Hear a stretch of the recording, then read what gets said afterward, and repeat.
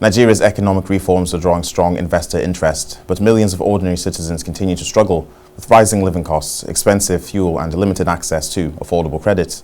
In Abuja, health NGO worker Grace Adama earns 150,000 naira per month, nearly twice the minimum wage. To Zambia now, and Zambia is preparing for a closely watched presidential election in August 2026, with President Hakainde Hichilema seeking a second term and entering the race as the widely perceived favourite.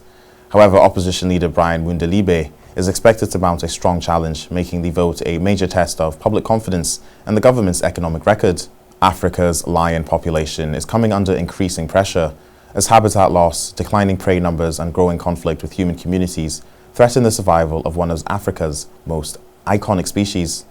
At Kenya's O.J. Pejeta Conservancy, lions moving through the grasslands and feeding in the wild represent both the country's extraordinary wildlife heritage. Pope Leo has renewed his call for peace in Sudan, expressing particular concern over the worsening humanitarian situation in El Obeid, the besieged capital of the North Kordofan state.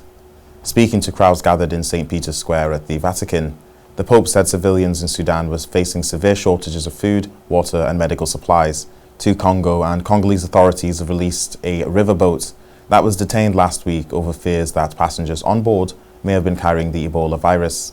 Health officials said the vessel was initially believed to have travelled from Kisangani, an area where Ebola cases have been detected, raising concern that the virus could have reached passengers travelling towards Kinshasa.